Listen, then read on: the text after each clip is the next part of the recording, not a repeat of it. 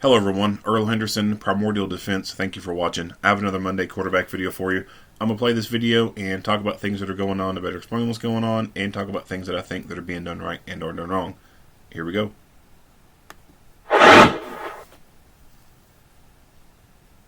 Hello, I'm Bernalillo County Sheriff Manuel Gonzalez III. This critical incident briefing is regarding a deputy-involved shooting in Albuquerque, New Mexico. On the afternoon of September 20th, Bernalillo County deputies were flagged down in reference to an unresponsive person inside a vehicle at a gas station on Rio Bravo. After striking several deputy vehicles, he forced his way through and fled westbound on Rio Bravo and turned southbound on Isleta. The suspect crashed into two civilian vehicles, causing his vehicle to become disabled near the intersection of Isleta and Camino del Valle. The suspect crashed into a highly populated area near schools and a public library. Multiple schools were in session and placed on lockdown.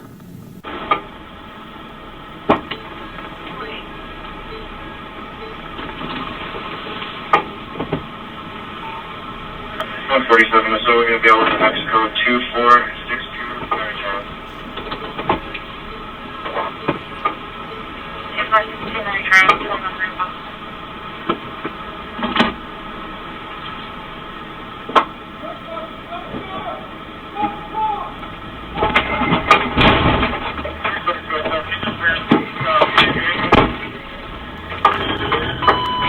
Alright, so let's back this up. So this happens more than what you think. Someone being passed out behind the vehicle or behind the wheel of the vehicle.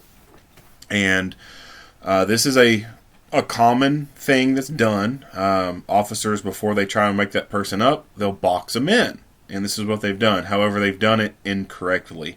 If you're going to be boxing a person in, you need to close the gap as much as possible and basically make it bumper to bumper. So this person was able to gain distance by backing up. You'll see him back his vehicle up.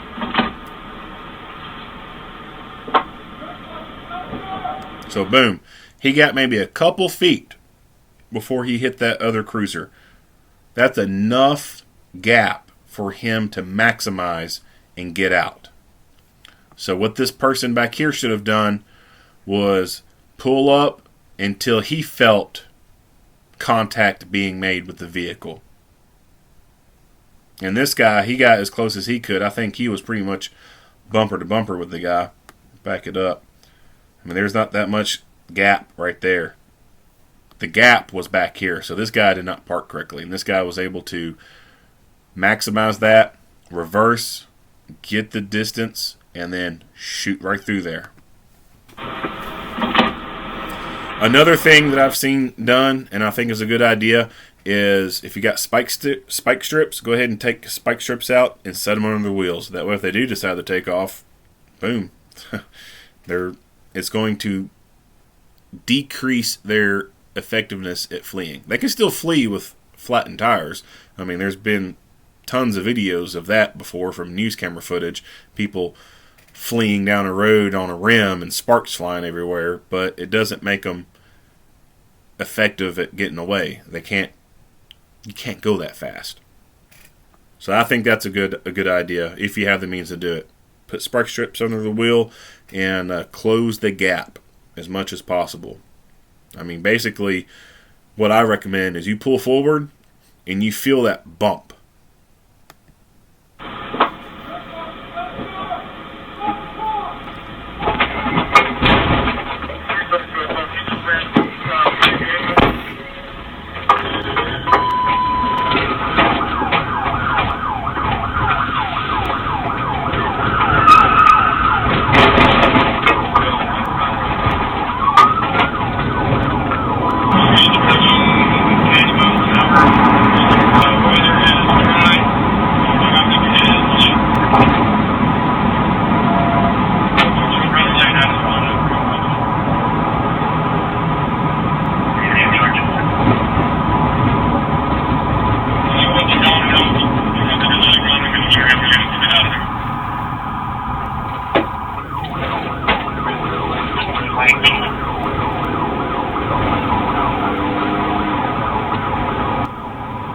Oh, shit.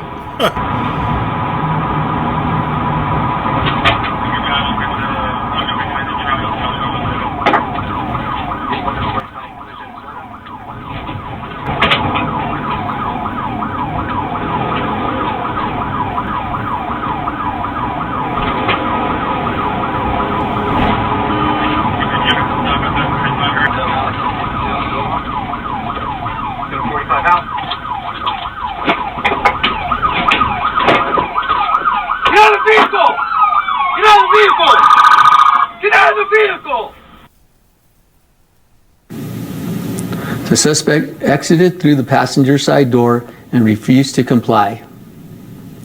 He continued to make sporadic movements while using the vehicle to conceal himself.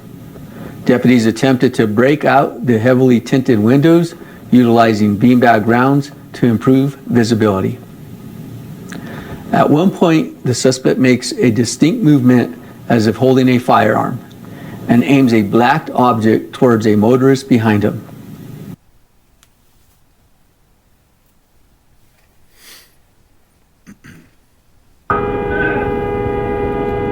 Stop! Put your hands up! Put your hands up! Hands up! Keeps grabbing his waist.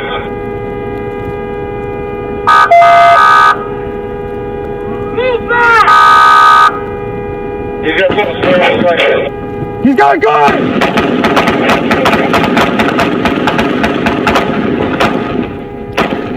Cease fire! Cease fire! Shots fired, shots. Multiple witnesses of the deputy-involved shooting were interviewed and stated they observed the suspect pointing what was perceived to be a firearm. The object was later determined to be a black flashlight recovered from the scene. 5 deputies and a sergeant fired at the suspect. The suspect sustained multiple gunshot wounds. Deputies immediately rendered aid. However, the suspect succumbed to his injuries. Fentanyl, heroin, and drug paraphernalia were located in the vehicle, along with dozens of bank cards with various identities.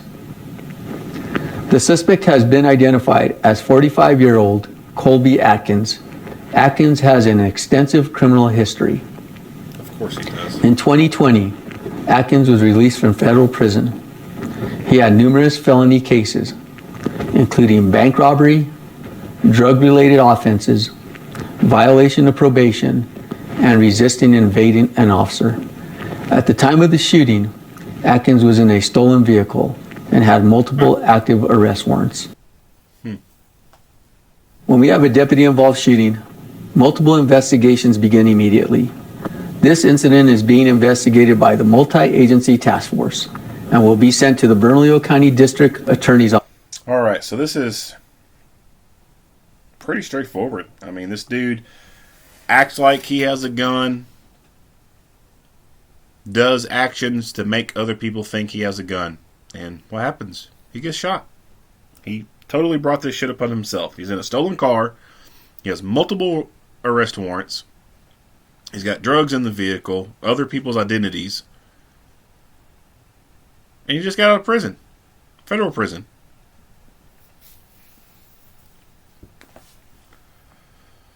That's the problem. This dude should have never been on the streets.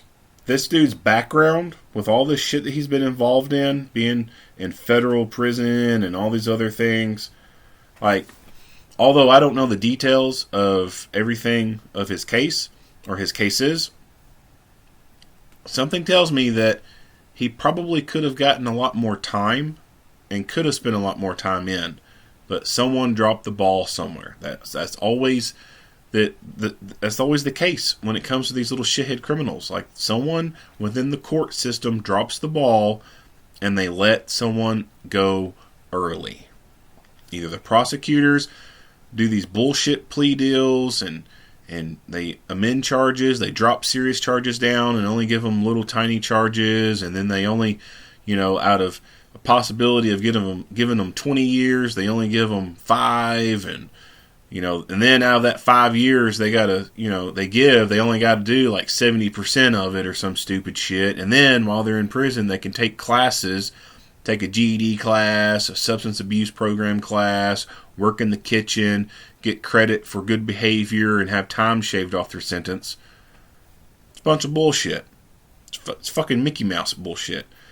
These violent offenders, they'll end up actually spending a whole lot of time in prison when they need to be.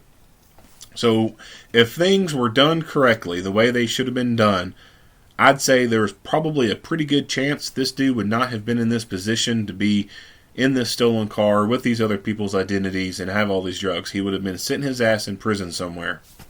And these officers wouldn't have to have gone through this. But someone dropped the ball, and he's out on the streets doing stupid shit like a stupid person does, and he gets caught. His vehicle becomes disabled from those crashes. Looks like he's not able to get it to operate correctly anymore, and he gets out, and I think this basically turned into a suicide by police kind of thing. I think he knew that with all the stuff that was in the car, his prior convictions, this was probably his last rodeo before going away for a long, long time. And they say he was like 45 years old or something like that. So who knows how long he spent in the federal prison. With all that stuff in there, it could be a long time. So it probably ended up turning into suicide by police. And oh well, it is what it is. This person, we're at no great loss by this person dying at all. In fact, society is better with this person not being around anymore. This guy brought nothing to the table, anything good. The only thing he brought was bad things. So society is better without this shithead. Not much else to talk about as far as tactics or anything like that. It's a good shoot as far as I'm concerned. If you like what you hear and see, go ahead and give me a like and a share. If you have not already, hit the subscribe button and stay tuned for more Monday quarterback videos. Earl Henderson, Primordial Defense. Thank you for watching.